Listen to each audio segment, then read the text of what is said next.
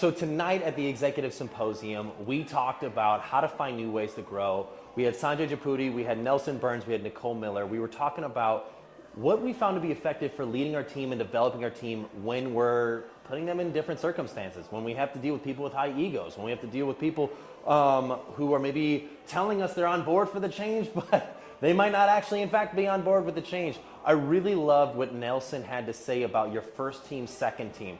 What I mean by first team, second team is what should your first team be? That be your peers. So fellow leaders on your level. So if you lead an HR department, or if you lead a finance department, or if you lead an ops department, your fellow peers at that level, that's your first team, not your direct reports. See, so often we think, okay, our team is our direct reports and these are the people that report to me and we're a rally-on team. But what often happens is if we become so isolated and siloed, we end up not cooperating with other leaders within our organization.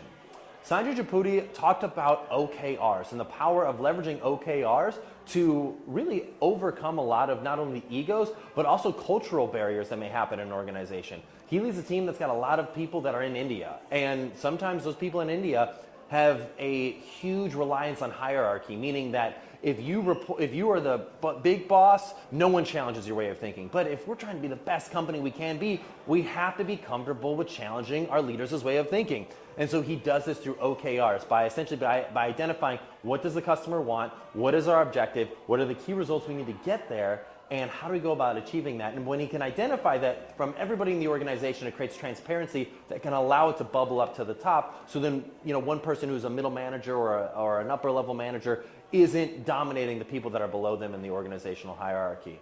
And lastly, we got Nicole Miller. She had some amazing things to share about really creating trust within an organization and the power of effective communication and really being able to over communicate within your colleagues' level. But how do you effectively do that? So if we go to our team and say, hey, we're thinking about pivoting in this direction. Well, we're thinking we're going to pivot in that direction. If we create a boy who cried wolf situation, your people might become jaded at the idea of whatever pivot you might propose to them.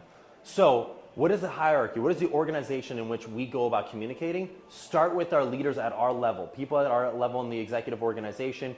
Tell them about the things that we're considering and that we're really contemplating based on research, data, and facts. If you get buy-in from that and you continue on these studies and you're saying, hey, I want to disseminate this throughout my entire organization, you then go to your organization to get that buy-in. I really like that she had that hierarchy and that organizational tool for going about getting the trust that needs to happen for communication to effectively disseminate throughout an entire organization. So those are the high-level keys that we talked about in our executive symposium tonight. I'd love to see you at our next one.